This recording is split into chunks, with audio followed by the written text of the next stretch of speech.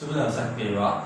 අද දවසේ අපි AAT1 එක්සෑම් එකේ දරුවන්ට බැංකින් එක්සෑම් එකේ IABF accounting කරන දරුවන්ට දෙසා පොදු පාඩමක් වන මූලික සටහන් පොත් පිළිබඳව සාකච්ඡා කරන්න බලාපොරොත්තු වෙනවා. ඊට පෙර අප අද දවසේ ඒ සමගම ලිත්සරාන් ගිණුම් ක්‍රමය පිළිබඳව අපි යම් සාකච්ඡාවක් කරමු. ලිත්සරාන් ගිණුම් ක්‍රමය මුලින්ම හඳුන්වා දුන්නේ ලූකා පැසියොලි කියන පියතුමා 1494. ඔහු විසින් ප්‍රකාශ කරනවා සෑම ගනුදෙනුවකටම ද්විත ස්වරූපයේ බලපෑමක් තිබෙන බව. ඔහු කියන්නේ සෑම ගනුදෙනුවක් උදෙසාම ද්විත ස්වරූපයේ බලපෑමක් පවතින බව. ඒ ද්විත ස්වරූපයේ බලපෑම ගිණුම් දෙකක හර සහ බැර ලෙස සටහන් වෙන බවත් ඔහු සඳහන් වෙනවා.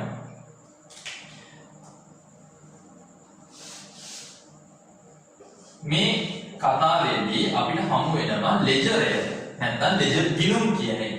එතකොට ලූකා පැසියොලි කියන පියතුමාගේ දිසලහන් න්‍යායට අනුව මේ සෑම ගනුදෙනුවකම දීර්ඝ ස්වරූපයේ බලපෑම සටහන් කිරීම උදෙසා අපි භාවිතා කරන්නේ මේ ලෙජර් නැත්නම් ලෙජර් කියන ආකෘතිය.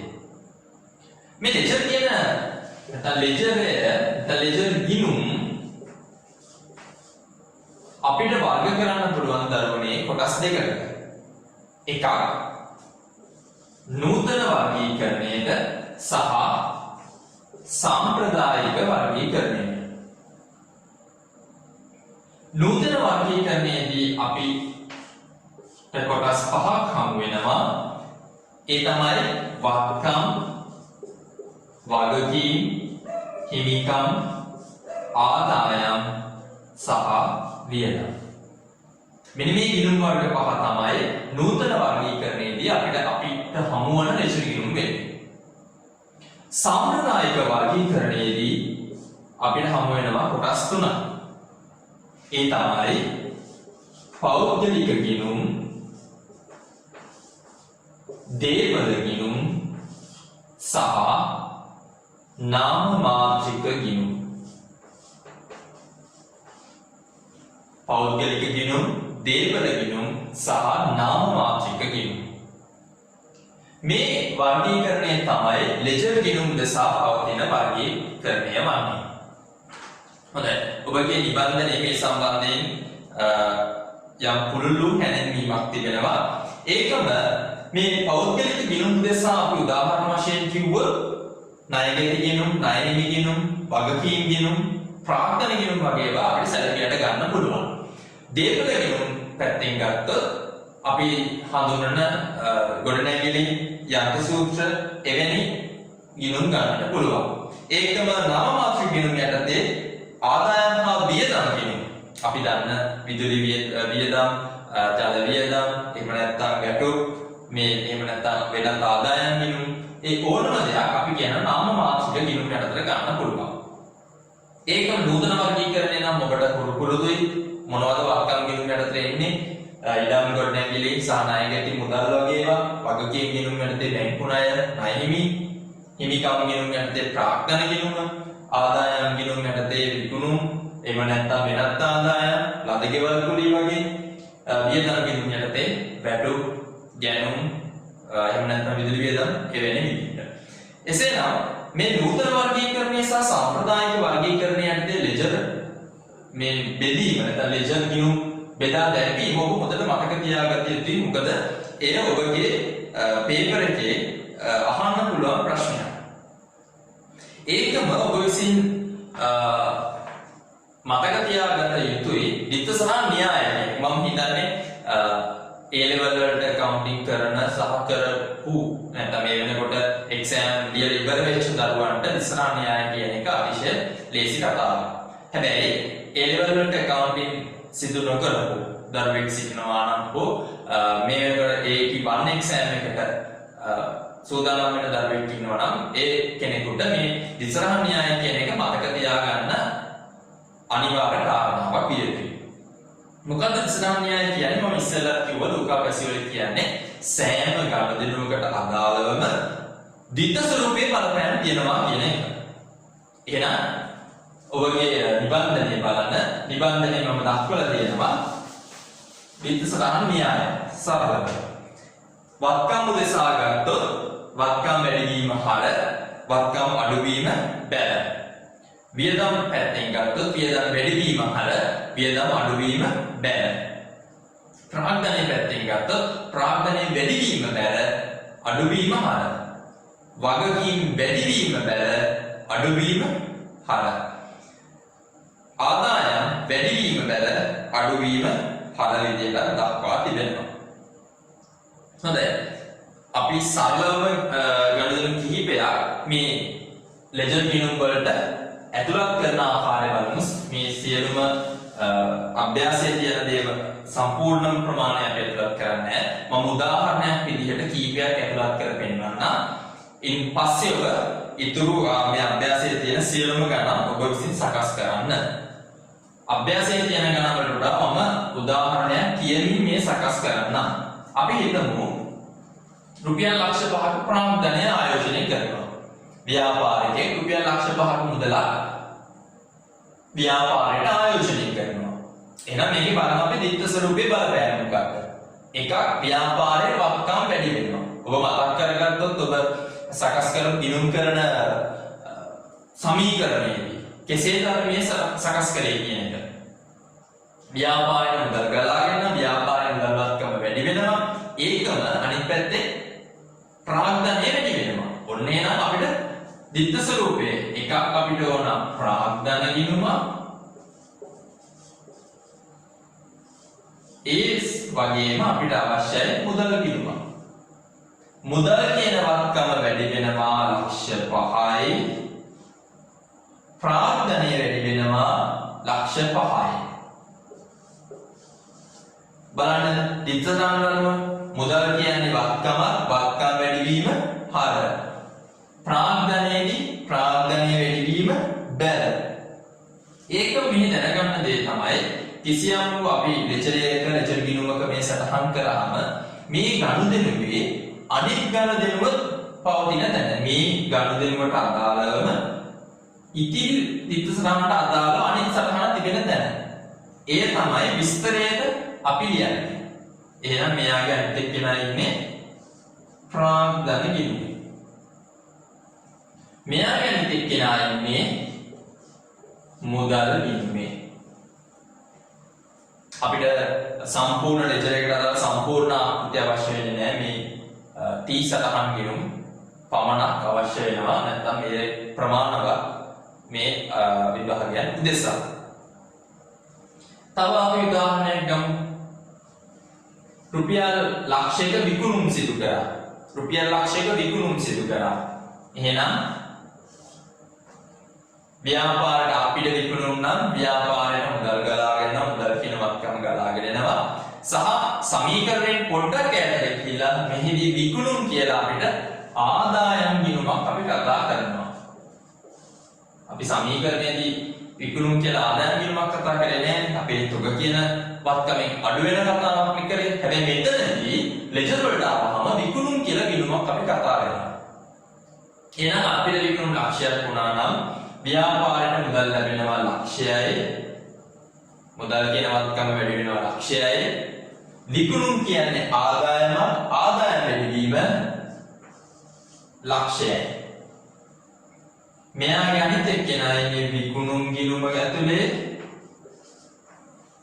මෙයාගේ අනිත් එක්කෙනා ඉන්නේ මුදල් ගිණුම ඇතුලේ. අපි තව උදාහරණයක් ගමු. රුපියල් 50000ක ගැනුම් සිදු කළා. අපිට ගැනුම් සිදු කළා. එහෙනම් ව්‍යාපාරයේ මුදල් ගලාගෙන යනවා. ඒකම ගැනුම් කියලා ව්‍යාපාරයට වියදමක් එනවා. එහෙනම් අපිට ඕන ගැනුම් කියන ගිණුම. බලන්න සෑම ගනුදෙනුවකටම විත්ත ස්වරූපයේ බලපෑමක් තියෙනවා. ගැනුම් ගන්නකොට එකක් මුදල් කියන වත්කම අඩු වෙනවා. ගැනුම් කියන වියදම වැඩි වෙනවා. මුදල් කියන වත්කම අඩු වෙනවා. ගැනුම් කියන වියදම වැඩි වෙනවා. එහෙනම් වියදම් වැඩි වීම හර 50000යි, වත්කම් අඩු වීම බැල 50000යි. මෙයාගේ අනිත් එක්කෙනා ඉන්නේ ගැනුම් ගිණුම ඇතුලේ. මෙයාගේ අනිත් ද්විත්ව ස්වරූපේ බලපෑම තියෙන්නේ මුදල් ගිණුම ඇතුලේ. සරලයි. සෑම ගනුදෙනුවකට අදාළවම ද්විත්ව ස්වරූපේ බලපෑමක් සටහන් විය යුතුයි. දැන් අපි සම්ප්‍රදායික වර්ගීකරණයෙන් මේ සටහන් වෙන්නේ නැහැ. මේ හැම වෙලාවෙම නූතන වර්ගීකරණයේ තියෙන ගිණුම් වර්ග පහ. හොඳයි. මේ වගේ මේ ආකාරයට මෙහි අභ්‍යාස දෙකක් තියෙනවා. එය සටහන් කළ යුතුයි. ඔබ අනිවාර්යෙන් බලපෑම දේ තමයි සෑම ගනුදෙනුවකටම ද්විත්ව ස්වරූපේ බලපෑමක් තියෙනවා කියන එක. මේ සමගම අපි මෙයාට අවශ්‍ය වෙන දේ තමයි ශේෂ පිරික්සුම. ශේෂ පිරික්සුමත් අපි කතා කරමු.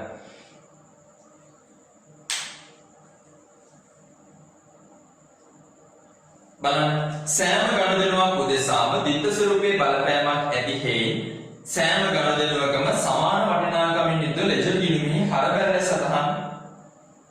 සටහන් කෙරේ.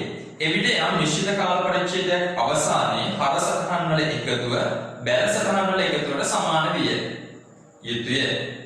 මේ සඳහා පිළියෙල කෙරෙන තීරු දෙකක් සහිත ලේඛනය ශේෂ පිරික්සුම නමින් හැඳින්වේ. හොඳට බලන්න දරුවනේ. දැන් අපේ ව්‍යාපාරයේ ඇතුලේ සිදුවෙන සෑම ගනුදෙනුවක්ම මේ විදියට හර සහ බැල විදියට සටහන් වුණොත් සෑම ගනුදෙනුවක්ම මේ විදියට හර සහ බැල විදියට සටහන් වීමක් වුණොත් යම් නිශ්චිත කාල පරිච්ඡේදයක් අවසානයේ හර පැත්තට සටහන් වන ටිකේ එකතුව බැල පැත්තට සටහන් වන ටිකේ එකතුවට සමාන වෙන්න ඕන. එලෙස ඒ තීරු දෙකක් සහිතව හරබැල තීරු දෙකක් සහිතව මේ ශේෂ ටික සටහන් කරන්න අපි සකස් කරන ලේඛනයට කියනවා ශේෂ පිරික්සුම කියලා. අපි කොහොමද මේවා ශේෂ කරන්නේ? දැන් මේක A level වලට කවුන්ටින් කරපු දරුවන්ට හරි ලේසි. හැබැයි අපි හැමෝටම පුරුදු වෙන්නත් එක්ක අපි මෙන්න මෙහෙම කියමු බලන්න. වැඩි පැත්තේ එකතුව ගත්තා. එයාව අඩු පැත්තට ගත්තා.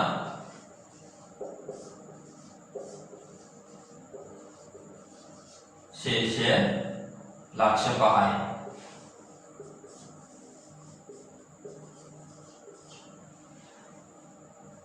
මෙයාගේ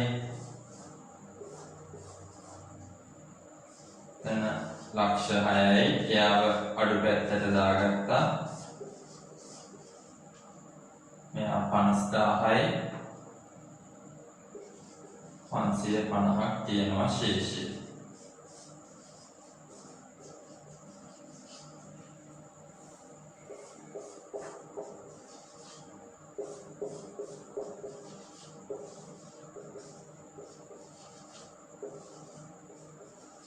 ලක්ෂයක් තියෙනවා බැල පැත්තේ.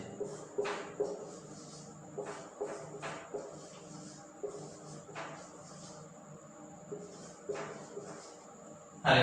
අපි බලමු දැන් මේ සරල ගාණක් නේ අපි කතා කරේ. ඒතර මේ ගාණට අදාළව හරබැල තීරු නැත්නම් මේ හරශේෂ ටික.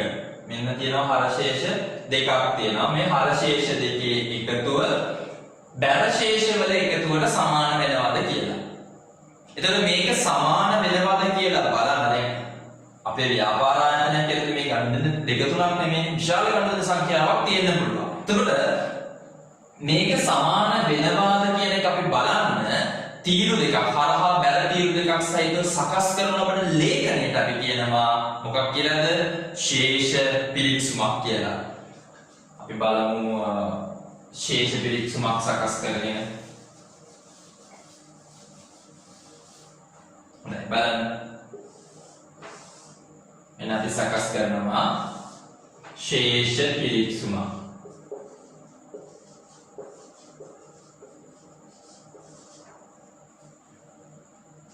ශේෂ පිරික්සුම. හොඳයි දරුවනේ බලන්න.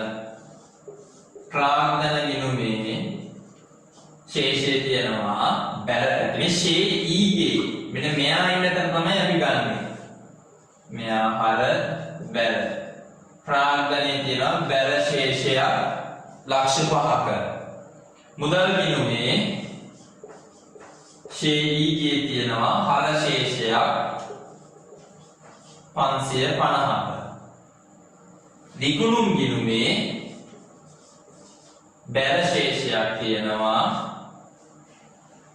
ලක්ෂයක.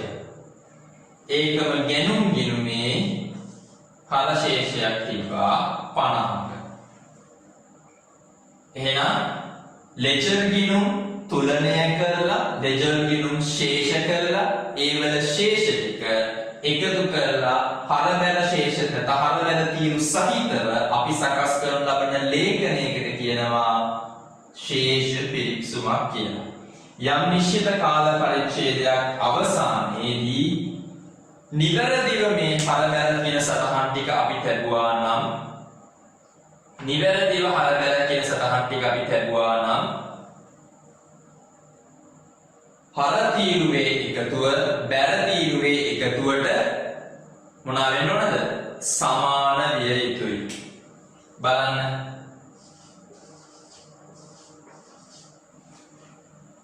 දෙපැත්තම සමාන වෙන.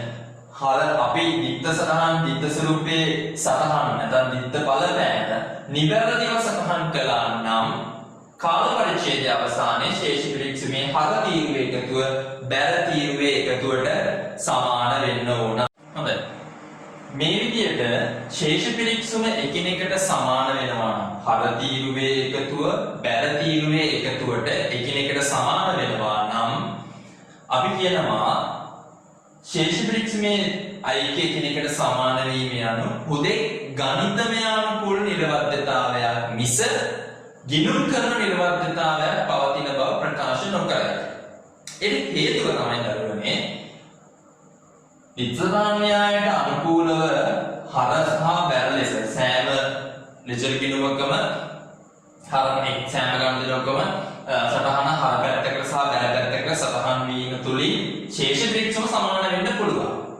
හැබැයි ඔබ වැරදි නිවැරදි කිරීම ඉගෙනගෙන තියෙන දරුවන් පිරිසක් සිටිනවා නම් වැරදි නිවැරදි කිරීම වලදී කියනවා මේ ශේෂ පිරික්සමේ අයික්‍ය එකිනෙකට සමාන වුණා මේක උඩ විවිධ ගිණුම් කරන වැරදි තියෙන්න පුළුවන්. විවිධ ගිණුම් කරන වැරදි නැත්නම් ගිණුම් කරන දෝෂ තියෙන්න පුළුවන්. ඒක අතිරික්තතා දෝෂයක් වෙන්න පුළුවන්, ගුණතා දෝෂයක් වෙන්න පුළුවන්, පිටපත් කිරීමේ දෝෂයක් වෙන්න පුළුවන්, මූලධර්ම දෝෂයක් වෙන්න පුළුවන්, ද්විකරණ දෝෂයක් වෙන්න පුළුවන්, ඉලව් දෝෂයක් වෙන්න පුළුවන්.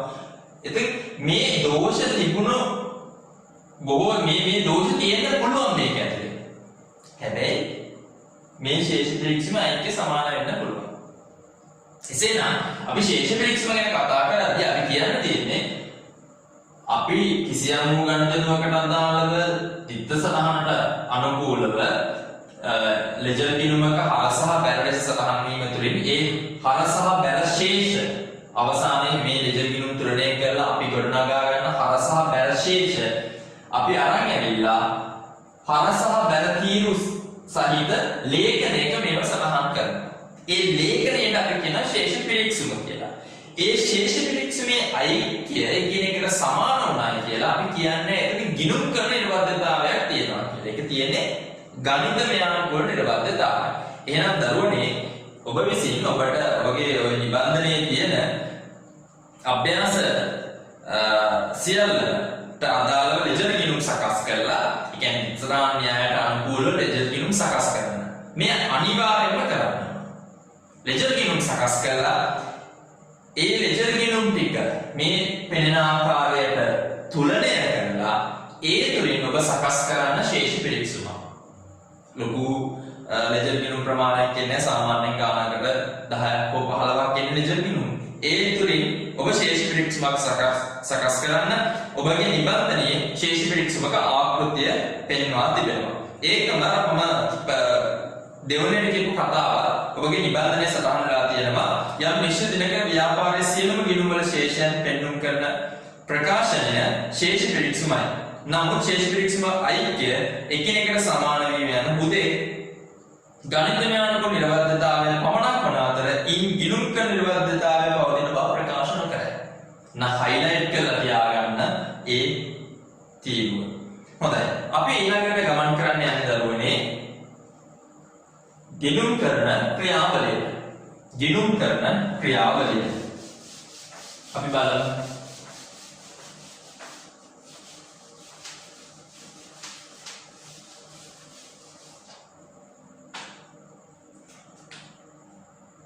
අපි කතාවේ ගිණුම් කරන හැඳින්වීම කොටසදී කියනවා ගිණුම් කරණය කියන්නේ ක්‍රියාවලියක්. ඒකේ යෙදවුම් තියෙනවා, මෙහෙයුම් ක්‍රියාවලියක් තියෙනවා, නිමෙවුම් තියෙනවා. යෙදවුම් විදියට අපේ ගණදෙනු හා සිද්ධීන් ටික දෙනවා.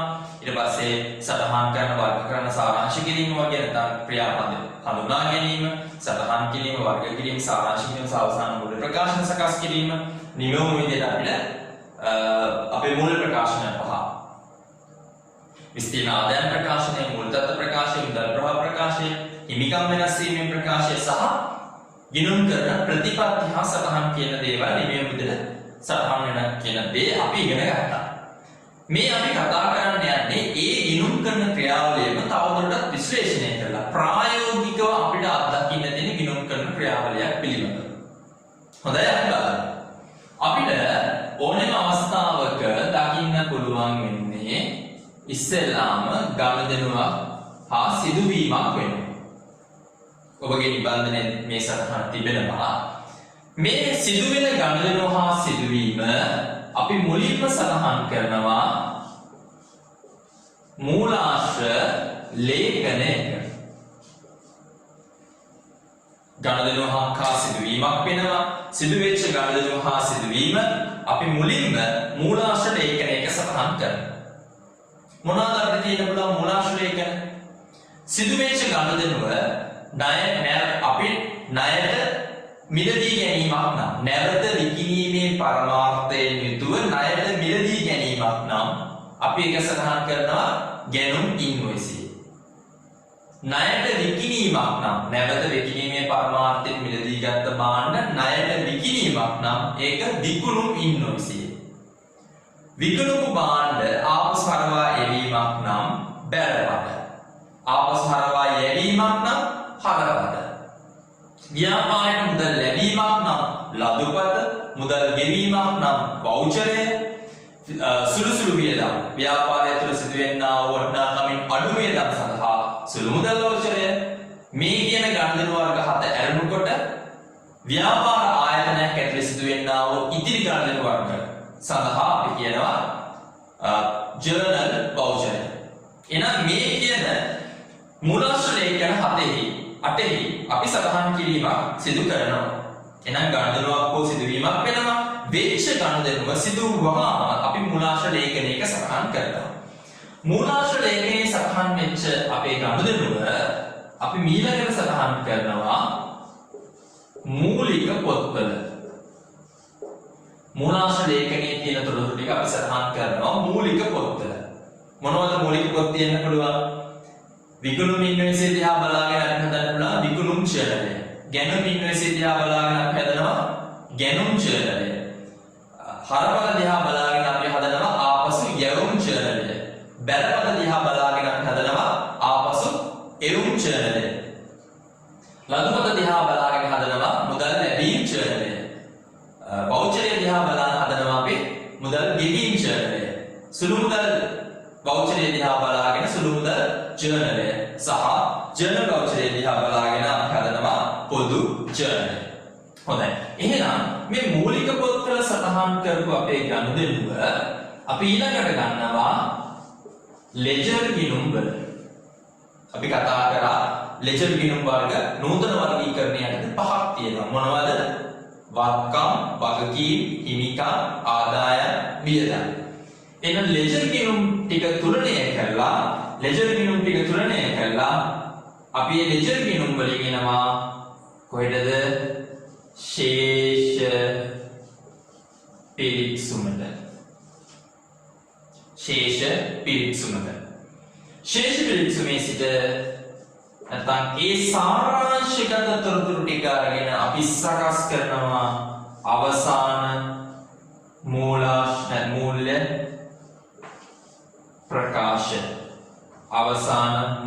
ප්‍රකාශ. මොනවාද අවසාන මූල්‍ය ප්‍රකාශන දෙක අපි කියන්නේ? විස්තීර්ණ ආදායම් ප්‍රකාශය, මූල තත්ත්ව ප්‍රකාශය, මුදල් ප්‍රවාහ ප්‍රකාශය, හිමිකම් වෙනස් වීමේ ප්‍රකාශය සහ ගිණුම් කරන ප්‍රතිපත්ති හා සටහන. එහෙනම් ව්‍යාපාර ආයතනයක් ඇතුලේ දකින්න තියෙන ගිණුම් කරන ක්‍රියාවලිය තමයි මේ. ප්‍රථමයෙන්ම ගනුදෙනුවක් හෝ සිදුවීමක් වෙනවා. ඒ සිදුවෙච්ච ගනුදෙනුව හා සිදුවීම සිදු වූ වහාම අපි සටහන් කරනවා මූලාශ්‍ර ලේඛනයක. මූලාශ්‍ර ලේඛනය කියලා තොරතුරු මූලික පොතක. මූලික පොතෙන් අපි ගන්නවා ලෙජර් ගිණුමට ඉස්සරහා න්‍යායට අනුකූලව සටහන් කර ගන්නවා. ලෙජර් ගිණුම් ටික තුරණේ කොට විසකස් කර ගන්නවා ශේෂ පිරික්සම. ශේෂ පිරික්සමේ තියෙන සාමාන්‍යගත තොරතුරු ටික අරගෙන අපි සකස් කරනවා අවසාන මූල්‍ය ප්‍රකාශන. හොඳයි. එතනින් ඕනනම් පල්ලෙහාට අපිට කියන්න පුළුවන් තීරණ ගැනීමේ ක්‍රියාවලිය විදිහට. මූලාශ්‍ර ලේඛනයක් කියන එක අපි සරල අදහසක් සරල නිර්වචනයක් අපි ගමු. මූලාශ්‍ර ලේඛනයක් කියන්නේ ගනුදෙනුවක් සිදු වුවහම සඳහන් කරන ලබන ලිඛිත ලියවිලි විශේෂය. එහි අදාළ තොරතුරු පසු මූලික පොත්වලට සඳහන් කරනු ලැබේ. එහෙනම් ගනුදෙනුව සිදු වෙච්ච වහම අපි සඳහන් කරන්නේ මූලාශ්‍ර ලේඛනවල. මූලාශ්‍ර ලේඛනයෙන් ලබා ගන්නා තොරතුරු ඒ ගනුදෙනුවේ දින අනුපිළිවෙල මත සඳහන් කරන ලබන පොත් මූලික පොත් කියලා අපි කියනවා. මූලාශ්‍ර ලේඛනවල තියෙන තොරතුරු ටික දින අනුපිළිවෙල අනුව සකස් කරගෙන අපි සඳහන් කරන ලබන පොත් ටිකට කියනවා මූලික පොත්. සාමාන්‍යයෙන් අපි ව්‍යාපාරයේ කතා කරපු මූලික පොත් 8ක් අපි කතා කරනවා. ඒ 8ම ඔබ හා සාකච්ඡා වෙනවා. ඉතින් මේක කතා කරගෙන යමු. අපිට පළවෙනිම හම්බෙනවා මුදල් ලැබීම් ජර්නලය. නැත්නම් මුදල් ලැබීම් පොත. අපි පොත කියනකොට මුදල් ලැබීම් ජර්නලය. ව්‍යාපාර ආයතනයකට සියලුම මුදල් ලැබීම්. අන්න හයිලයිට් කරලා තියාගන්න. මේ සියල්ලම ව්‍යාපාර ආයතනයකට සියලුම මුදල් ලැබීම මුදල් ජර්නලයේ සඳහන් කර ලබයි. මේට අදාළ මූලාශ්‍ර ලේඛනය ලබගත. එහෙනම් අපි දැන් කතා කරන්න යනවා මූලික පොත්වල පළවෙනි මූලික පොත විදිහට මුදල් ලැබීම් ජර්නලය. අපේ ගිණුම් කරන ක්‍රියාවලියේ පළවෙනි ගිණුම් මූලික පොත විදිහට අපි දැන් සාකච්ඡා කරන්න යනවා මුදල් ලැබීම් ජර්නලය. ව්‍යාපාර ආයතනයේ සියලුම මුදල් ලැබීම් අපි ප්‍රථමයෙන්ම සඳහන් කරන්නේ මුදල් ජර්නලයේ මේට අදාළ මූලාශ්‍ර ලේඛනය ලබගත. ඔබගේ නිබන්ධනයේ මුදල් ජර්නලයට අදාළ ආකෘතිය තියෙනවා. දිනය, ලදුපත් අංකය, විස්තරය, ලද වට්ටම්, සමාන දුන් වට්ටම්, වටිනාකම, විශ්ලේෂණ තීරු සහ ලෙජර් පිටුව. දිනය, ලදුපත් අංකය, මුදල් ලැබීම්, ලදුපත් අංකය, විස්තරය, දුන් වට්ටම්, වටිනාකම සහ විශ්ලේෂණ තීරු ලෙජර් පිටුව. මේ අදාළ ඉස්සරහන අපිට තියෙනවා. සහ අපි ඔය එකම අභ්‍යාසාංක 1 ගෙවීම් චරණය කතා කරන්න කලින් අභ්‍යාසාංක 1 මාත් සමග සකස් කරගමු.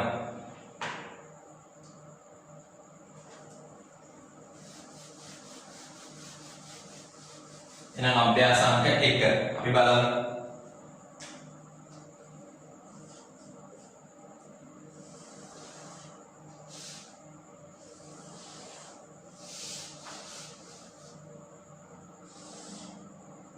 දිනය, ලදුපත් අංකය,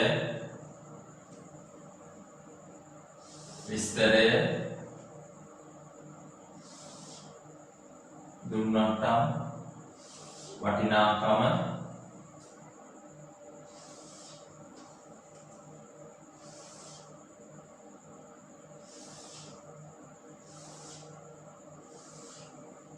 එහෙනම් මුදල් ලැබීම් ජර්නලය. දිනය, ලදුපත් අංකය, විස්තරය, දුන් වට්ටම්, වටිනාකම, විශ්ලේෂණ තීරු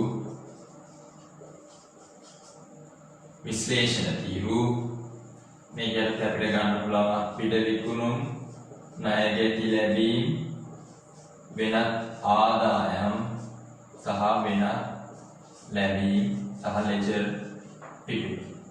අත්පිට විකුණුම් ණයගැති ලැබීම් වෙනත් ආදායම් සහ වෙනත් ලැබීම්. ඊට අමතරව අපි පල්ලෙන් ගහලා තියාගමු මුදල් පාලන වීම. හොඳයි. අපි අභ්‍යාසය බලමු. නිමල්ගේ ව්‍යාපාර 2019 ජනවාරි මාසයේ සිදු වූ මුදල් ලැබීම් පිළිබඳ තොරතුරු පහත දැක්වේ. එක ශේෂයේ තියෙනවා 45000යි. එක ශේෂයේ තියෙනවා 45000යි. අපිට ජර්නලයේ ශේෂ දාන්න බෑ. එහෙනම් ශේෂය අපි ගන්නවා ගිණුමට ආරම්භක ශේෂය ඊගේ 45000යි. අත්පිට විකුණුම් ලදපත් අංක 11 යටතේ 1,50,000යි. එහෙනම් දින 1.5 දින 1.5 ලදපත් අංක 11 විස්තරය අත්පිට විකුණුම් වටිනාකම 1,50,000යි. අපි ඒකම මේක දානවා අපේ අත්පිට විකුණුම් විශ්ලේෂණ තීරුවේ. 1.8 බැංකු ණය ලැබීම් කියනවා ලදපත් අංක 12 යටතේ ලක්ෂයක්. 1.8 12 බැංකු ණය වටිනාකම ලක්ෂයයි. අත්පිට විකුණුමක් නෙමෙයි, ණයගැති ලැබීමක් නෙමෙයි, වෙනත් ආදායමක් නෙමෙයි. එහෙනම් එය වෙනත් ලැබීමක්. 1.12 ලද ගොඩනැගිලි කුඩි ලදපත් අංක 13 7500යි. 1.12 13 ලද ගොඩනැගිලි කුලි 7500යි. අත්පිට විකුණුමක් නෙමෙයි, ණයගැති ලැබීමක් නෙමෙයි, වෙනත් ලැබීමක්. ඊළඟට තියෙනවා ණයගැති ලැබීමක් තියෙනවා පෙරේරාගෙන් ලැබීම් ලදපත් අංක 14 18500යි. 18 වෙනිදා 14 වෙනි ලදපත් අංකය ණයගැති ලැබීම්. මේකෙ මෙන්න වෙනසක් තියෙනවා. දුන්නට්ටම් තියෙනවා 1500යි. අපි මේ ලැබීම් ජර්නලයේ සහ ගෙවීම් ජර්නලයේ කතා කරලා ඉවර වෙලා මේ වට්ටම් පිළිබඳව නැවත කතා කරමු. වට්ටම් පිළිබඳව කතා කරමු. මොකද මේ මුදල් වට්ටම සහ වෙළඳ වට්ටම කියන දේ. එහෙනම් දුන්නට්ටම් තියෙනවා 1500යි. මෙන්න දුන්නට්ටම් තීරුවේ අපි ගත්තා. අපිට ලැබෙන ගාන 18500යි. අත්පිට විකුණුමේ ණයගැති ලැබීම්.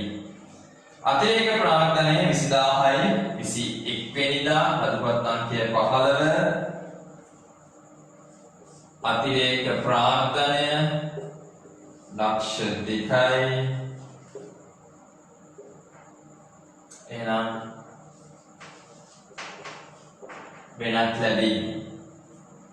අත්පිට විකුණුම් 25 16 යටතේ අත්පිට විකුණුම් 55000යි. විශ්ලේෂණ තීරුවේ අත්පිට විකුණුම් යටතේ ණයගැති ලැබීම්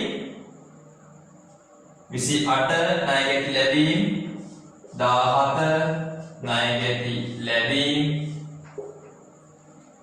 තුන්වටම තියෙනවා 3000යි. වටිනාකම 27000යි. 27000යි.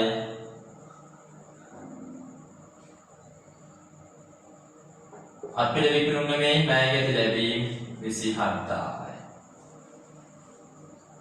හොඳයි. හොඳට බලන්න කතාව. එහෙනම් හරි සරලයි. මුදල් ලැබීම් ජර්නලයට අපිට තොරතුරු ඇතුළත් කරන්න තියෙන්නේ.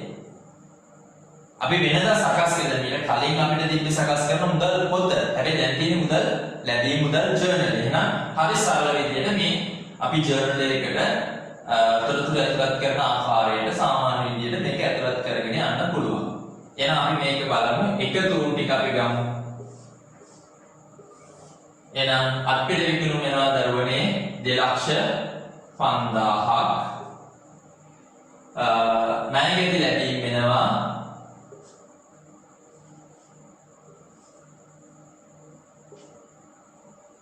2,12,000ක්. වෙනත් ආදායම් තියෙනවා 7,500ක් සහ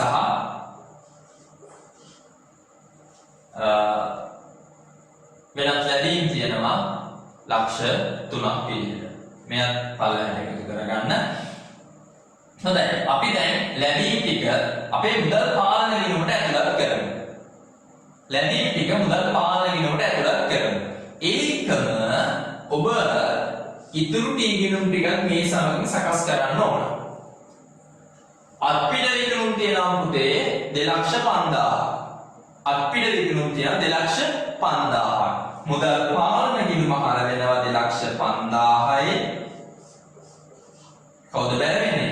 අපේ විකුණුම් ගිණුම බැර වෙනවා 2,50,000යි.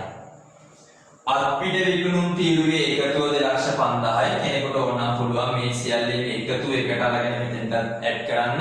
නැත්නම් ඔක්කොම ටික එකතු අරගෙන මුදල් පාලන ගිණුම හර ඉතුරු ලෙජර් ගිණුම් ටික බැර කරන්න පුළුවන්. එහෙමත් නැත්නම් මේ විශ්ලේෂණ තීරුවල එකතුන් ටික වෙන වෙනම අරගෙන මුදල් පාලන ගිණුම හර අදාළ ලෙජර් ගිණුම් බැර කරන්න පුළුවන්. එහෙනම් අත්පිට විකුණුම් තීරුවේ එකතුව 2,50,000යි. මුදල් පාලන ගිණුම හර 2,50,000යි. විකුණුම් ගිණුම බැර 2,50,000යි. ණයගැති තියෙනවා 2,12,000යි. එහෙනම් ණයගැති ලැබීම් 2,12,000යි. ණයගැති පාලන ගිණුම බැර 2,12,000යි.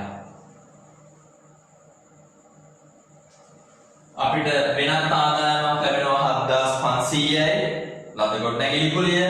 එහෙනම් වෙනත් ආදායම් 7,500යි. වෙනත් ආදායම් ගිණුම බැර 7,500යි. මේ වෙනත් ලැබීම් යටතේ අපිට කතා දෙකක් තියෙනවා. එකක් බැංකු ණය, අනිත් එක ප්‍රාර්ථන ගිණුම. එකක් බැංකු ණය, අනිත් එක ප්‍රාර්ථන. එහෙනම් අපිට එතන ගිණුම් දෙකක් අවශ්‍යයි. එකක් බැංකු ණය, අනිත් එක ප්‍රාර්ථන ගිණුම. එහෙනම් බැංකු ණය ලක්ෂයයි, අපේ මුදල් පාලන ගිණුම හර ලක්ෂයයි, බැංකු ණය ගිණුම බැර ලක්ෂයයි. ප්‍රාර්ථන ගිණුම නැත්නම් ප්‍රාර්ථනයේ විතරක් අතිරේක ප්‍රාර්ථන ලක්ෂ දෙකක් ලැබෙනවා. මුදල් පාලන ගිණුම හර රුපියල් ලක්ෂ 2යි, ප්‍රාර්ථන ගිණුම බැර ලක්ෂ 2යි. එහෙනම් අවසානයේ මුදල් පාලන ගිණුම තුලණය කරලා ඔබට මුදල් පාලන ගිණුමේ ශේෂය සකස් කරගන්න පුළුවන්. එහෙනම් මෙන්න ව්‍යාපාර ආයතනයකට මුදල් ලැබීම් ටික අපි සටහන් කරන්න පාවිච්චි කරන මුදල් ලැබීම් ජර්නල්. ව්‍යාපාර ආයතනයකට සියලු මුදල් ලැබීම් ටික අපි සටහන් කරන ආකාරය. මේ මුදල් ලැබීම් ජර්නලෙදි අපි විශ්වාස කරන දේ සියලුම මුදල් ලැබීම් ටික අපේ බැංකුවට තමයි යන්නේ. සියලුම මුදල් ලැබීම් ටික අපිට අපේ මුදල් ලාච්චුවකට අපි දාගන්නේ. සියලු මුදල් ලැබීම් යන්නේ බැංකුවට. සියලු මුදල් ගෙවීම් ටික සිදු කරන්නේ චෙක් පරමාර්ගයේ. සියලු මුදල් ගෙවීම කරන චෙක් පරමාර්ගයේ. එහෙනම් අර භෞතික මුදල් හුවමාරුවක් මෙතනදී කතා වෙන්නේ නැහැ. පැහැදිලි කරගන්න මේ සියලු මුදල් ලැබීම් ටික තැන්පත් වෙන්නේ අපේ බැංක් account එකට. හොඳයි. එහෙනම් අපි අපේ ගෙවීම් මුදල් ජර්නලය පිළිබඳව කතා කරන්න. ගෙවීම් මුදල් ජර්නලය ව්‍යාපාර ආයතනයෙන් සිදු කරන සියලුම මුදල් ගෙවීම් මුදල් ජර්නලය තුළ සටහන් කරනු ලැබේ. මේට අදාළ මුලාශ්‍ර ලේඛනය වන්නේ වවුචරය. දිනය, වවුචර් පත් අංකය, විස්තරය, ලද වටනම්, වටිනාකම සහ විශ්ලේෂණ තීරු සහ ලෙජර් පිටුව. මෙහි අන්තර්ගත අපි අභ්‍යාස අංක 2 මේ පිළිබඳව කතා කරන්න තියෙන අභ්‍යාසය. අපි නැවත ඇඳගමු ගෙවීම් මුදල් ජර්නලයක්.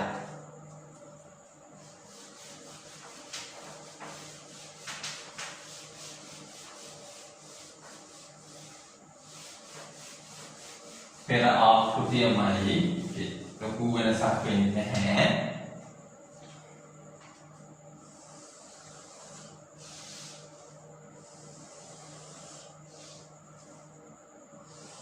අපිට නම් දිනය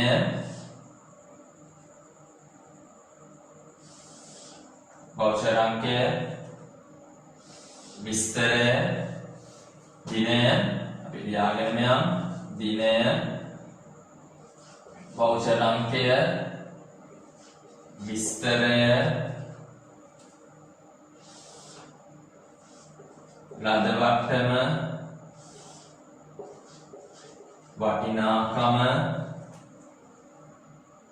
විශ්ලේෂණ තීරුවල අත්පිට ගැනුම් ණය හිමි ගෙවීම් වෙනත් වියදම් සහ වෙනත් ගෙවීම් සහ ලෙජර් පිටු විශ්ලේෂණ තීරු මෙය මුදල් ගෙවීම් ජර්නලය. හොඳයි. මෙය මුදල් ගෙවීම් ජර්නලය. හොඳයි. අපි බලමු අභ්‍යාසංක 2. ඉස්සරහම කියනවා අපි කතා කරපු අභ්‍යාසයම තමයි ඒකේ ගෙවීම් පැත්තනේ කතා වෙන්නේ. එතකොට අර අපි ඉස්සර සකස් කරපු මුදල් පාලන ගෙනුමටම මේක බැර කරා නම් ගාන වඩාත්ම නිවැරදි. ඒක වෙන මුදල් පාලන ගෙනුම බැර කරන්න එපා. හොඳට මතක තියාගන්න ඒක. එහෙනම් අපි යමු 1.2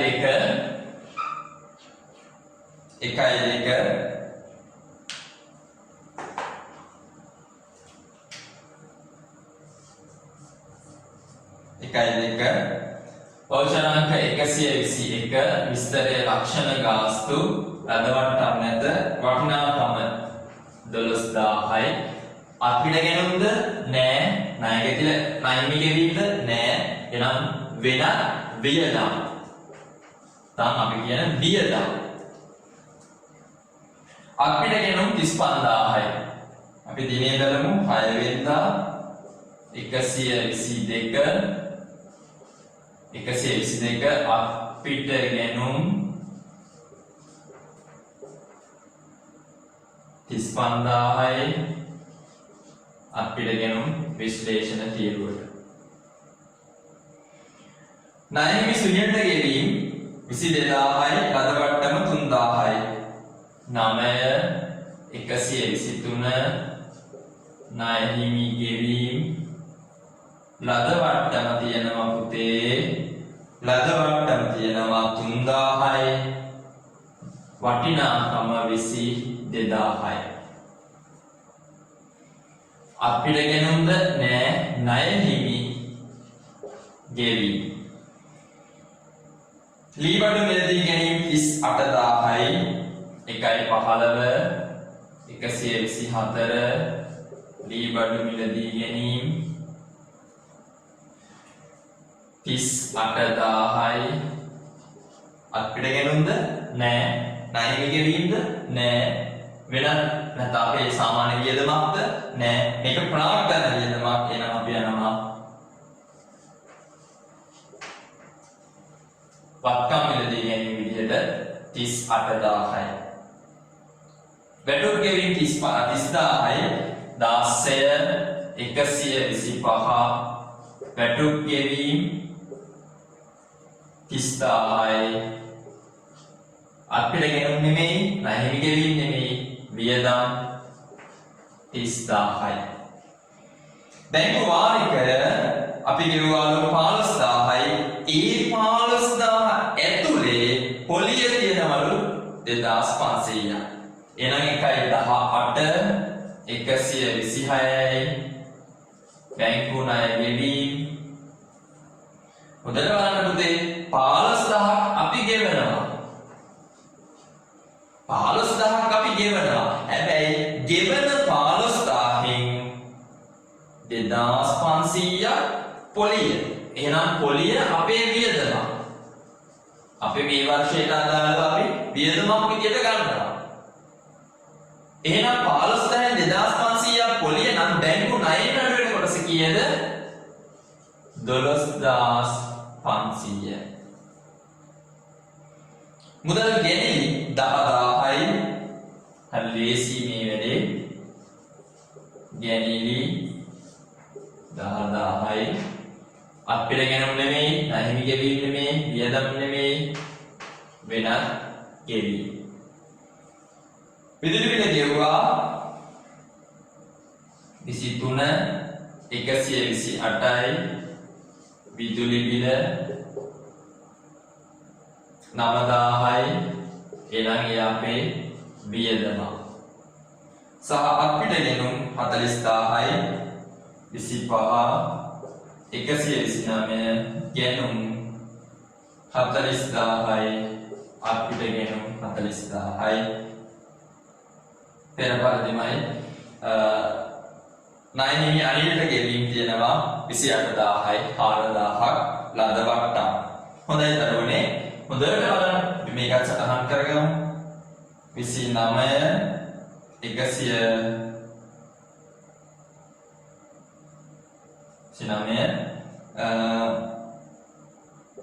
130 අනිලට ගෙවීම් ලද වට්ටම 4,000යි. 28,000ක් ගෙවුවා ණයනිමි 28,000යි. හොඳයි. අර පෙර පරිදිමයි අර මම ඉස්සෙල්ලා කිව්වා වගේ අපි ඉස්සෙල්ලා සකස් කරගත්ත මුදල් පාලන ගිණුමටම මෙය වාර්තා කරන්න. අපි පෙර ගානේ සකස් කරගත්ත මුදල් පාලන ගිණුමටම මේ සියල්ල වාර්තා කරන්න. මම ඉස්සෙල්ලා කිව්වා වගේ කැමති නම් කෙනෙකුට මේ වටිනාකම් තීරුව එකතුව පල්ලෙහාට ගන්න පුළුවන්. එහෙම නැත්නම් මෙන්න මේ ටිකේ එකතුව අරගෙන අපිට සකස් කරන්න පුළුවන්. මම මේක තීරුවක අරගෙන සටහන් කරලා පෙන්නන්නම්. එහෙනම් අපේ ගණන් වල එකතු වෙනවා 75,000යි. කොහොමද? අපේ මුදල් එළියට ගලාගෙන යනවා. එහෙනම් මුදල් පාලන ගිණුම බැල 75,000යි. අපේ ගණන් ගිණුම හර 75,000යි.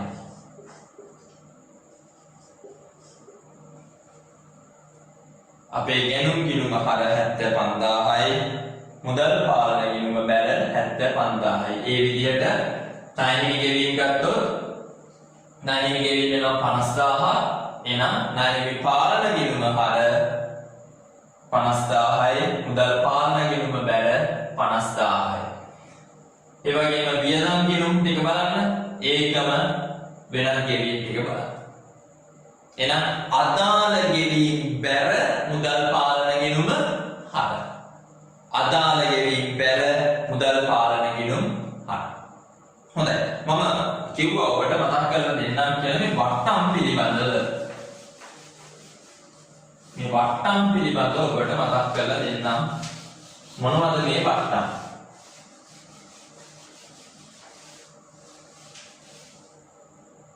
දරුවනේ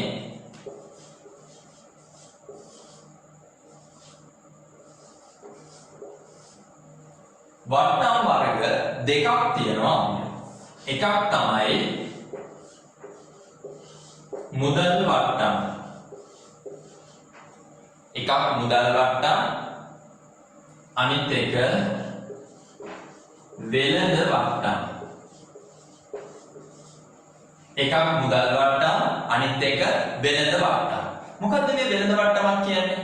වෙළඳ වට්ටමක් කියලා කියන්නේ ලකුණු කළ මිලෙන් කිසියම් වූ භාණ්ඩයක ලකුණු කළ මිලෙන් විකුණුම් අවස්ථාවේදීම ඒ භාණ්ඩයේ ලකුණු කළ මිලෙන් වටිනාකමක් අඩු කරනවා නම් අපි කියනවා ඒක වෙළඳ වට්ටමක් කියලා.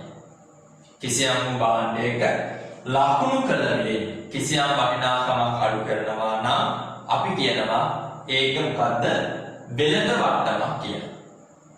මුදල් වට්ටම් කියලා කියන්නේ අපි භාණ්ඩ නිකුත් නැත්නම් ණයට විකිණීමක් හෝ ණයට මිලදී ගැනීමක් කරලා තියෙනවා නම් ඒ මුදල් උදෙසා ඒ මුදල් නැවත ගෙවීම උදෙසා හෝ මුදල් නැවත ලබා ගැනීම උදෙසා අපි ඒ ප්‍රමාණයන්ගේ වටිනාකමින් ප්‍රමාණයක් අඩු කරනවා නම් අන්න අපි කියන එක මුදල් වට්ටමක් කියලා. මුදල් වට්ටම අපිට කොටස් දෙකකට කඩන්න පුළුවන්. එකක් දුන් වට්ටම්, අනිත් එක ලද වට්ටම්. දුන් වට්ටම් අපිට වියදමක්, ලද වට්ටම් අපිට ආදායමක්. අපි දුන් වට්ටම් දෙන්නේ කාටද? අපේ ණය ගැටියන්ට අපිට ඉක්මනට මුදල් ගෙවන්න කියලා අපිට දුන් වට්ටමක් දෙන්න පුළුවන්. අපිට වට්ටමක් දෙන්න පුළුවන් ණය ගැටියන්ට ඉක්මනට මුදල් ගෙවන්න කියලා. එතකොට අපි ණය ගැටියන්ට දෙන වට්ටම දුන් වට්ටමක්, ඒක අපිට වියදමක්. ණය හිමියන් විසින් අපිට ඉක්මනට ගෙවන්න කියලා අපිට වට්ටමක් දුන්නොත් ඒක ලද වට්ටමක්. ලද වට්ටම අපිට ආදායයි. ලද වට්ටම අපිට ආදායයි. හොඳයි. අපි යන ඊළඟ මාතෘකාවට සුළු මුදල් චලනය. සුළු මුදල් චලනය. දරුවනේ ව්‍යාපාර ආයතන ඇතුලේ වටිනාකමින් අඩු ගන්න වටිනාකමින් අඩු ගන්න. දැන් ව්‍යාපාර ආයතන ඇතුලේ අපි තුමු ලක්ෂ 3 4 ලක්ෂ 5 10 25,000 30,000 ගණන් අතරේ රුපියල් 100 10 රුපියල් 50 ඒ වගේ ගණන් වෙන්නත් පුළුවන්. එතකොට ඒ වගේ ගණන් අපේ මේ ලැබීම් ජර්නලයට එහෙම නැත්නම් ගෙවීම් ජර්නලය ඇතුළට දැම්මොත් විශේෂයෙන් ගෙවීම් ජර්නලය ඒ වගේ විදිහට ගෙවීම් ජර්නලයට දාලා අපේ මුදල් පාලන ගිණුම බැර කරනවා. අපේ ගෙවීම් ජර්නලේ විශාල ප්‍රමාණයක් වෙනවා. නැත්නම් ලොකු ගෙවීම් ජර්නලයක් හැදෙන්න පුළුවන්. සහ ඒ ප්‍රධාන මුදල් භාරකරුගේ කාර්යභාරය සංකීර්ණත්වය වැඩි වෙනවා. ඒකින්ද අපි කිසියම් නිශ්චිත වටිනාකමකින් කට වඩා අඩු ගණන් සිදු වෙනවා නම් ඒ ගණන් ටික සිදු කරන්න අපි වෙනම ජර්නලයක් සකස් කරනවා.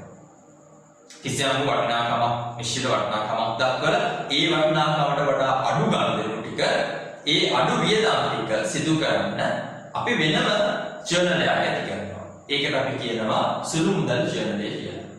හොඳට බලන්න වගේ නිබන්ධනය ව්‍යාපාර ආයතනයක සාපේක්ෂව වටිනාකමින් අඩු සිදුවන ගණන් සඳහා ගෙවි ප්‍රථමයෙන් වාර්තා කිරීම දෙසා පවත්වාගෙන ලබන මූලික පොත සුළු මුදල් ජර්නලය වේ. මීට අදාළ මුද්‍රාංශ ලේඛනය වන්නේ සුළු මුදල් වවුචරය. එන වටිනාකමින් අඩු ගණන් සඳහා ප්‍රථමයෙන් වාර්තා කිරීම දෙසා භාවිත කරන සුළු මුදල් ජර්නලය. මීට අදාළ මුද්‍රාංශ ලේඛනය සුළු මුදල් වවුචරය. මේ වැදගත් කාරණේ මේ කතා දෙක අපෙන් විභාග ප්‍රශ්න පත්‍ර වල අහන කොටස. ඒ තමයි සුළු මුදල් අග්‍රිමය සහ අග්‍රිමය ප්‍රතිපූර්ණය කරනවා කියන එක. සුළු මුදල් අග්‍රිමය සහ අග්‍රිමය ප්‍රතිපූර්ණය කරනවා කියන එක.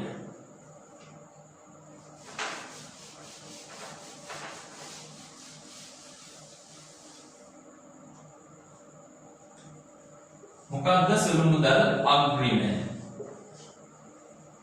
දරුවනේ සුළු මුදල් අග්‍රිමය කියලා කියන්නේ යම් නිශ්චිත කාල පරිච්ඡේදයක් තුල සුළු මුදල් භාරකරුට සුළු වියදම් දැරීම උදෙසා ප්‍රධාන මුදල් භාරකරු විසින් ලබා දෙන නිශ්චිත වටිනාකමට යම් නිශ්චිත කාල පරිච්ඡේදයක් තුල සුළු මුදල් භාරකරුට සුළු වියදම් දැරීම වටිනාකමින් අඩු වියදම් දැරීම උදෙසා ප්‍රධාන මුදල් භාරකරු විසින් ලබා දෙන නිශ්චිත වටිනාකමට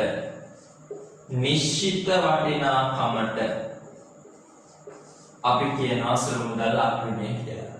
මේ වටිනාකම වෙනස් වෙන්නේ හැම මාසෙම රුපියල් 5000 නම් අපේ අග්‍රිමය 5000. අපේ පිටි කෑෂ් එකේ එහෙම නැත්නම් සුළු මුදල් ජර්නලයේ තියෙන වටිනාකම 5000 නම් සුළු මුදල් ලෙජර් එකේ තියෙන ගාන 5000 නම් අපේ ශේෂය අනිවාර්යයෙන් අපේ කැටේ තියෙන්න ඕන 5000ක නිශ්චිත වටිනාකම. ඒ 5000ෙන් තමයි අපි වියදම් කරන්නේ. එහෙම වියදම් කරගෙන ගිහිල්ලා කාල පරිච්ඡේදයේ අවසානයේදී කාල පරිච්ඡේදයේ අවසානයේදී සිදු කළ වියදම් වලට සමාන වවුචර් පත්‍රික ඉදිරිපත් කළා. සිදු කළ වියදම් වලට සමානව ඒ වියදම් වලට අදාළ වවුචර් පත්‍රික ඉදිරිපත් කළා. වියදමට සමාන වටිනාකම සිදු කළ වියදමට සමාන වටිනාකම නැවත ප්‍රධාන මුදල් භාරකරුගෙන් නිශ්චිත කාල පරිච්ඡේදයක් යනකම් අපි වියදම් කරගෙන යනවා. නිශ්චිත වටිනාකම ඒ කාල පරිච්ඡේදයේ අවසාන දවසේදී සිදු කරපු වියදම් වලට අදාළ වවුචර් පත්‍රික ඉදිරිපත් කරලා වියදම් කළ වටිනාකමට සමාන වටිනාකම නැවත ලබා ගැනීමට අපි කියනවා අග්‍රිමය ප්‍රතිපූර්ණය කිරීම කියලා. අග්‍රිමය ප්‍රතිපූර්ණය කිරීම. මොකද්ද? අග්‍රිමය ප්‍රතිපූර්ණය කිරීම. එහෙනම් සුළු මුදල් අග්‍රිමය කියන්නේ මොකද්ද? යම් නිශ්චිත කාල පරිච්ඡේදයක් උදෙසා සුළු මුදල් භාරකරුට සුළු වියදම් දැරීම උදෙසා නිශ්චිත ප්‍රධාන මුදල් භාරකරු විසින් ලබා දෙන්නා වූ නිශ්චිත වටිනාකමට අපි කියනවා සුළු මුදල් අග්‍රිමය. අග්‍රිමය ප්‍රතිපූර්ණය කරනවා කියලා කියන්නේ අදාළ කාල පරිච්ඡේදයේ අවසානයේදී සිදු කළ වියදම් වලට අදාළ වවුචර් පත්‍රික ඉදිරිපත් කරලා වවුචර් පත්‍රික ඉදිරිපත් කරලා වියදමට සමාන වටිනාකම සිදු කරපු වියදමට සමාන වටිනාකම ප්‍රධාන මුදල් භාරකරුගෙන් නැවත ඉල්ලා ගැනීම. උදාහරණයක් විදිහට අපිට දුන්න අග්‍රිමය 5000යි. එතකොට දරුවනේ ඒ 5000න් අපි මේ මාසේ වියදම් කරනවා 3500ක වියදම. හොඳට බලන්න. අපිට මේ මාසේ අපි දුන්න අපි නැත්තම් තියෙන අපි සුළු මුදල් අග්‍රිමය 5000යි. මේ මාසේ අපි වියදම් කරනවා 3500යි. එහෙනම් අපිට මාසයේ අවසානයේ ඉතුරු වෙලා තියෙනවා තව 1500යි. අග්‍රිමය ප්‍රතිපූර්ණය කරද්දී මොකද වෙන්නේ? මේ 3500ට අදාළ වවුචර් පත්‍රික ප්‍රධාන මුදල් භාරකරුට දීලා එයාගෙන් නැවතත් 3500ක් ලබා ගැනීම. රුපියල් 3500ක් ලබා ගැනීම. එතකොට නැවතත් අපේ අග්‍රිමය කීයක් වෙනවද? 5000ක් වෙනවා. ඔන්න ඊළඟ මාසෙ අපි වියදම් කරන්න නැවතත් සැරයක් රුපියල් 5000ක් තියෙනවා. හොඳයි. එහෙනම් අග්‍රිමය සහ අග්‍රිමය ප්‍රතිපූර්ණය කරනවා කියන එක හොඳට මතක තියාගන්න. ඒක ඔබගේ විභාග ප්‍රශ්න පත්‍රයේ අහන්න පුළුවන් ප්‍රශ්නයක්. බලන්න. පළවෙනි කියනවා දරුවනේ කතාව කියලා. සුළු මුදල් අග්‍රිමය කිසියම් නිශ්චිත කාල පරිච්ඡේදයක් තුළ සුළු වියදම් දැරීම උදෙසා ප්‍රධාන මුදල් භාරකරු විසින් සුළු මුදල් භාරකරුට ලබා දෙන යම් නිශ්චිත වටිනාකමක් සුළු මුදල් අග්‍රිමය ලෙස හැඳින්වේ. හයිලයිට් කරන්නේ ටිකම.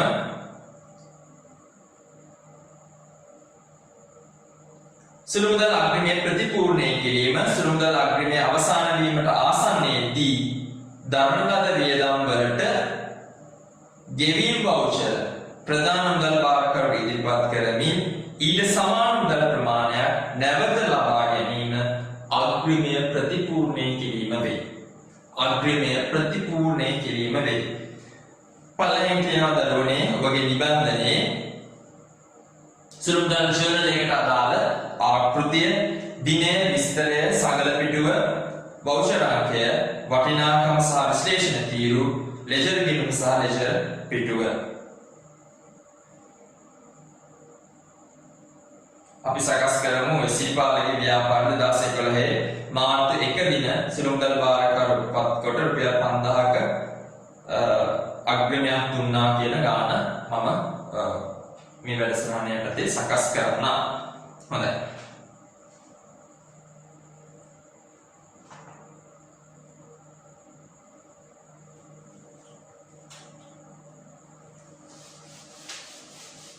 ගොඩක් හැකි මේ එකම මේ කතාව මේ අභ්‍යාසය සකස් කරන්න.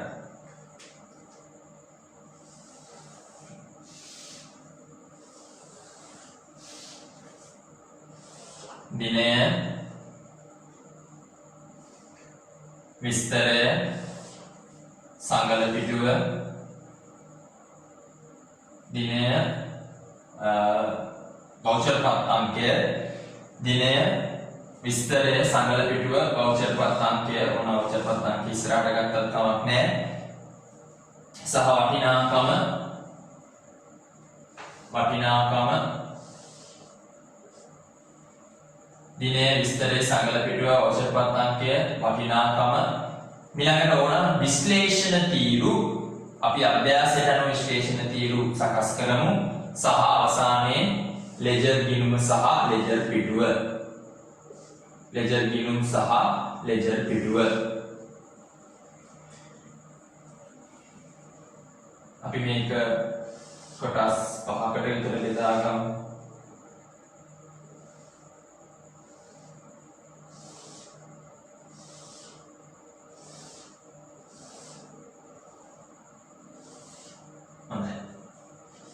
සුළු මුදල් ජර්නලය දිනය විස්තරය සංගල පිටුව වවුචර් අංකය වටිනාකම විශ්ලේෂණ තීරු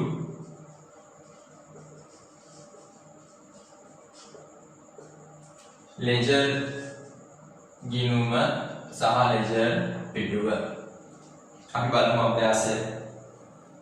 මම කිව්වා අභ්‍යාසය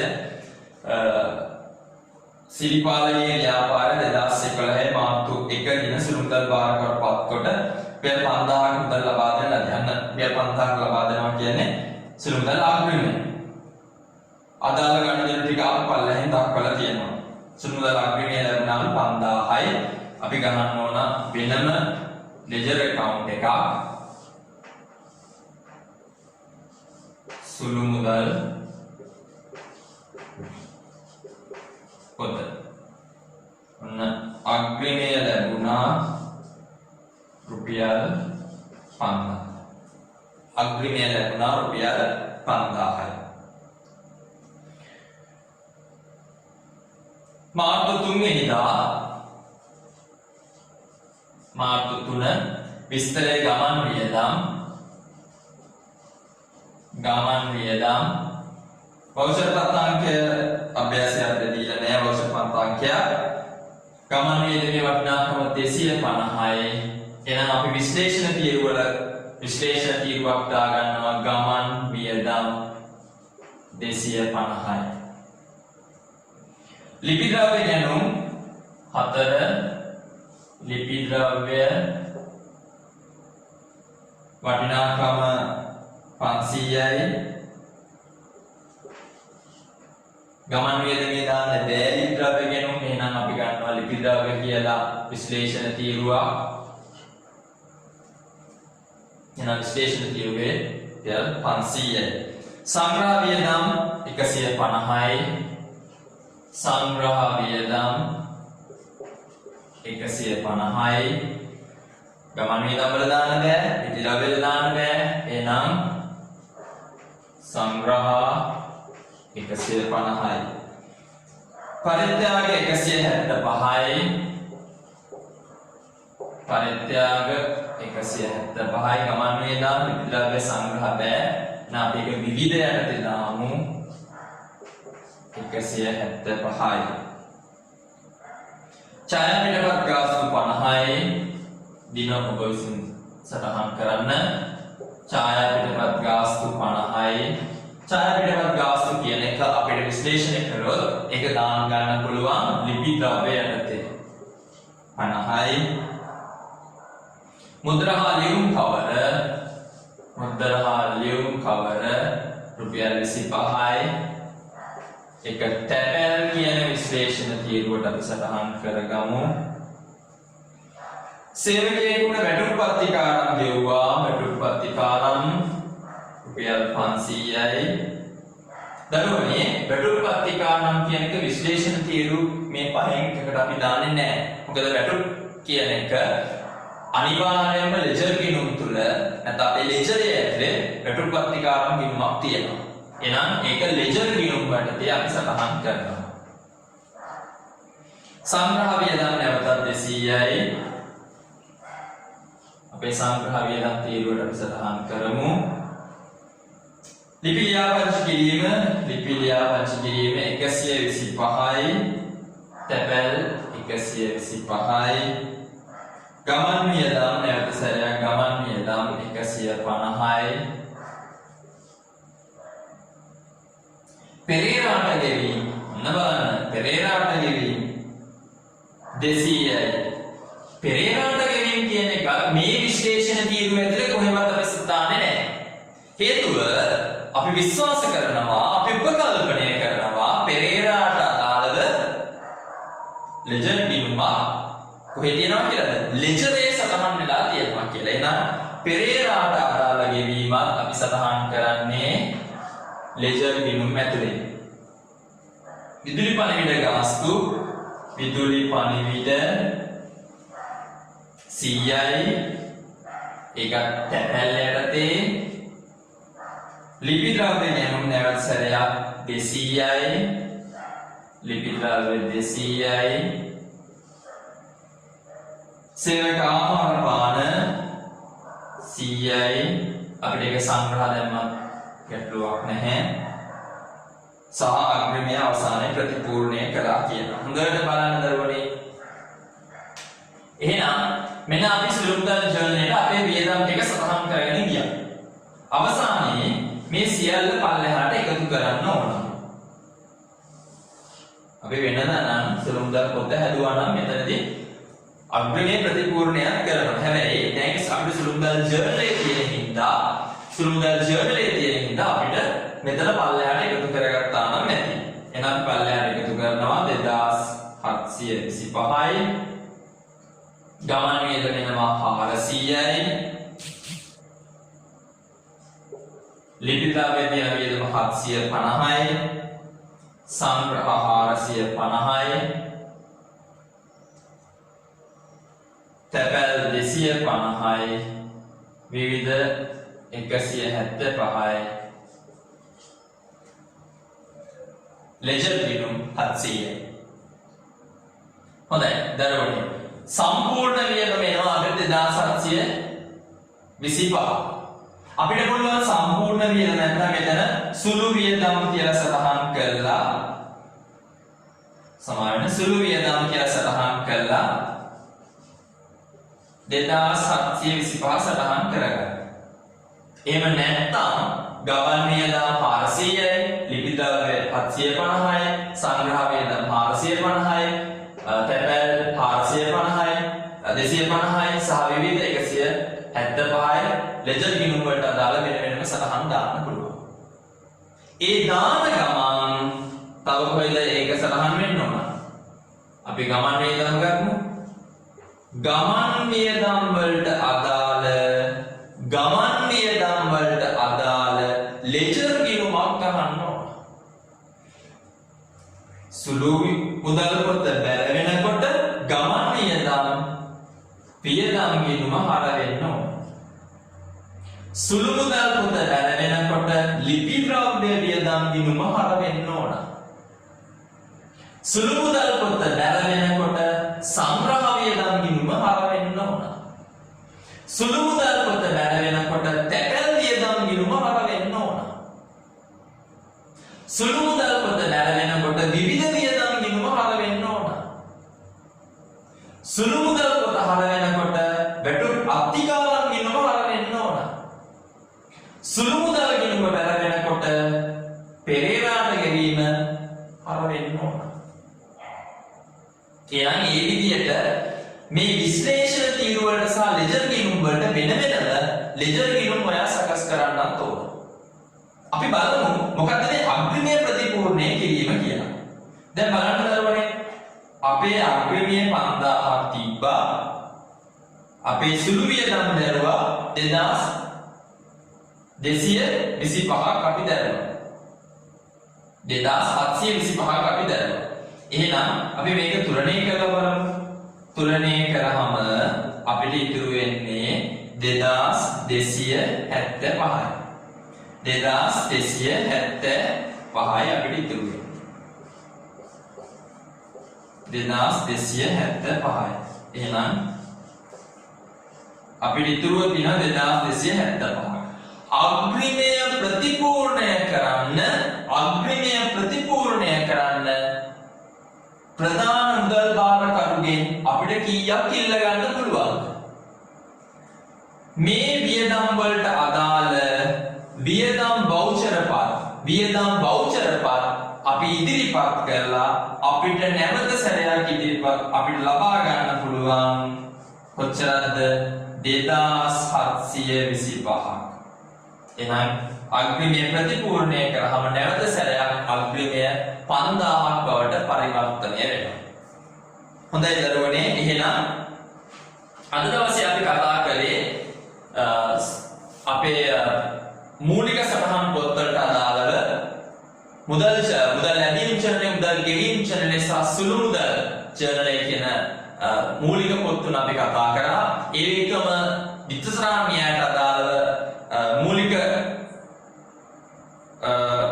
කරුණු ටිකක් අපි සාකච්ඡා කරා විත්තිසරණ න්‍යායත් එක්ක. විත්තිසරණ න්‍යායට අදාළව තියෙන අභ්‍යාස සියල්ලම මේ මූලික සටහන් පොත්වල තිබෙන අභ්‍යාස සියල්ලම ඔබ විසින් සකස් කළ යුතුයි. ඒ වගේම පසුගිය විභාග ප්‍රශ්න පත්‍ර උදෙසා ඔබ විසින් පිළිතුරු සපයා එය ඔබගේ අපේ තියෙන WhatsApp group එකට ඒ ඔබගේ පිළිතුරු අප්ලෝඩ් කරන්න.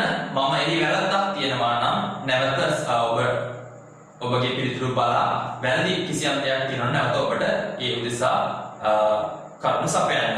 එහෙනම් මෙහි ඉදිරි මූලික සටහන් පොත් පිළිබඳව අපි ඊළඟ වැඩසටහන ඔබ හා සාකච්ඡා කරන්න බලාපොරොත්තු වෙනවා. එහෙනම් අද දවසේ වැඩසටහන නිමවටපත් වෙනවා. ඔබ සැමට සුබ දවසක්.